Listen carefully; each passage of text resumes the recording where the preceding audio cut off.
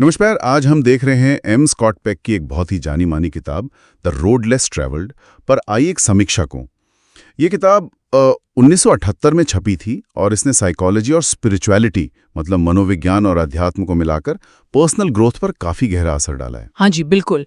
Pack खुद एक psychiatrist थे और उन्होंने हमें डिसिप्लिन, लव और जिंदगी की जो मुश्किलें हैं उन पर सोचने का एक नया नजरिया दिया। सही। तो आज हम इस समीक्षा के जरिए यही समझने की कोशिश करेंगे कि इस किताब के जो मुख्य विचार हैं वो क्या हैं और समीक्षा उन्हें कैसे देखती है। मतलब आज के जमाने में भी वो कितने प्रासंगिक हैं। हाँ, चलिए देखते हैं। तो चलिए शुरू करते हैं। समीक्षा कहती है कि किताब की शुरुआत ही एक बहुत ही सीधी, बल्कि कहूं तो थोड़ी चौंकाने वाली सच्चाई से होती है। जिंदगी मुश्किल है। सुनने में थोड़ा नेगेटिव सा लगता है ना? हाँ, लगता तो है, लेकिन समीक्षा इस बात पर जोर देती है कि पेक के लिए ये कोई निराशावाद नहीं है। ये बस हकीकत को मानना है। उनका कहना था कि जब हम ये मान लेते हैं कि भाई जिंदगी आसान नहीं होने वाली, तभी हम उसकी चुनौतियों का सामना करने के लिए ठीक से तैयार होते हैं। अच्छा। और समीक्षा के मुताबिक यहीं से अनुशासन मतलब डिसिप्लिन का रोल आता है कि हम मुश्किलों से भागे नहीं, उनके दर्द को सहने की हिम्मत जुटाएं। दिलचस्प। तो सिर्फ मान लेना काफी नहीं है, उससे निपटना भी है। समीक्षा बताती है कि पेक ने इसके लिए 4 खास टूल्स दिए हैं, कह सकते हैं। हाँ, 4 तरीके।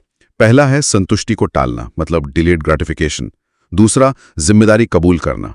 तीसरा, सच्चाई के प्रति ईमानदार रहना। और चौथा, संतुलन बनाना। बिल्कुल। और समीक्षा इन्हें सिर्फ लिस्ट की तरह नहीं देखती। वो कहती हैं कि ये वो बुनियाद है जिन पर हमारा विकास, हमारी ग्रोथ टिकी होती है। अच्छा। और एक और मजेदार बात जो समीक्षा उठाती है वो है पेक की प्रेम की परिभाषा। हाँ, ये मैंने भी पढ़ा। ये वो टिपिकल रोमांटिक वाला आइडिया नहीं है ना? बिल्कुल नहीं। समीक्षा इसे एक सचेत चुनाव, एक डिसीजन और एक्शन की तरह देखती है।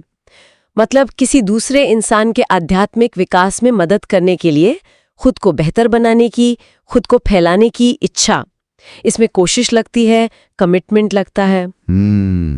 ये तो काफी अलग है। मतलब फिल्मों वाले प्यार से तो बहुत अलग। हाँ, समीक्षा यही कहती है कि ये ज्यादा गहरा और शायद ज्यादा टिका हुआ है। तो ये जो अनुशासन है और इस तरह का प्रेम, ये सब क्या आसानी से हो जाता है? समीक्षा क्या कहती है इस बारे में? नहीं, बिल्कुल नहीं। और समीक्षा ये बात साफ करती है। वो बताती है कि पेक के हिसाब से असली ग्रोथ, असली विकास अक्सर दर्द और मुश्किलों से गुजरकर ही मिलता है। जब हम कठिनाइयों का सामना करते हैं तभी हम मैच्योर होते हैं। अच्छा। और समीक्षा कहती है यहीं पर पेक साइकोलॉजी को स्पिरिचुअलिटी से जोड़ते हैं। वो इसे ग्रेस या ईश्वरीय कृपा कहते हैं। ग्रेस, कृपा, ये थोड़ा एब्स्ट्रैक्ट सा नहीं लगता? क्या समीक्षा इसे और समझाती है? हाँ, समीक्षा इसे पेक के नजरिए से देखती है कि ये वो चीज है जिसे शायद पूरी तरह समझा नहीं जा सकता लेकिन महसूस किया जा सकता है। समीक्षा के मुताबिक पेक मानते हैं कि सिर्फ हमारी कोशिशें ही काफी नहीं होती, विकास में कुछ बाहरी, कुछ रहस्यमयी मदद भी शामिल होते हैं। ओके। लेकिन समीक्षा ये भी मानती है कि किताब जहां एक तरफ गहरी मनोवैज्ञानिक समझ देती है, वहीं ये जो आध्यात्मिकता वाली बातें हैं ये शायद हर किसी को अपील ना करें। यानी समीक्षा किताब की खूबियों के साथ साथ उसकी कुछ सीमाओं या चुनौतियों के बारे में भी ईमानदार है। हाँ जी, बिल्कुल। समीक्षा साफ कहती है कि भाई ये कोई फटाफट समाधान देने वाली सेल्फ हेल्प गाइड नहीं है। इसके कुछ हिस्से काफी गहरे, दार्शनिक हैं, उन्हें समझने में वक्त लग सकता है। ये एक तरह से धीमी, सोचने पे मजबूर करने वाली यात्रा है। समीक्षा का अंदाज बताता है कि ये किताब उन लोगों के लिए ज्यादा है जो सच में गहरे उतरने को तैयार हैं, जो आसान जवाब नहीं ढूंढ रहे।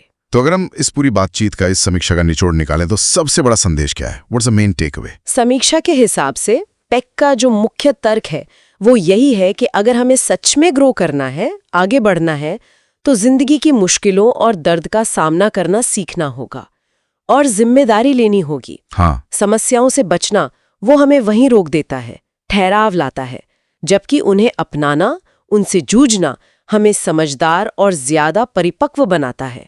समीक्षा इसे किताब का सबसे पावरफुल संदेश मानती है। और ये आज के समय में भी जहां हम सब कहीं ना कहीं एक आसान रास्ता, एक शॉर्टकट ढूंढते रहते हैं, ये बात बहुत मायने रखते हैं। बिल्कुल। ये सोचने पर मजबूर करता है कि क्या हम वाकई वो मुश्किल रास्ता चुन रहे हैं जो ज्यादा सार्थक है, जैसा कि किताब का टाइटल भी है, द रोड लेस ट्रैवल्ड, वो रास्ता जिस पर कम चला गया। सही कहा। और ये समीक्षा हमें एक बहुत ज़रूरी सवाल के साथ छोड़ जाती है, जिस पर शायद हम सब सोच सकते हैं। क्या सवाल है वो? सवाल ये है कि ये जो अनुशासन के 4 उपकरण बताए गए हैं, संतुष्टि टालना, जिम्मेदारी लेना, सच बोलना, संतुलन साधना, क्या इन्हें आज की जो भागदौड़ भरी जिंदगी है उसमें सचमुच लगातार अमल में लाया जा सकता है, या फिर ये सिर्फ ऊंचे आदर्श हैं जिन तक पहुंचने की हम बस कोशिश ही कर सकते हैं? ये वाकई सोचने वाली बात है कि ये प्रैक्टिकल कितना है रोजमर्रा की जिंदगी में। हाँ, ये अपने आप में एक गहरी सोच का विषय है।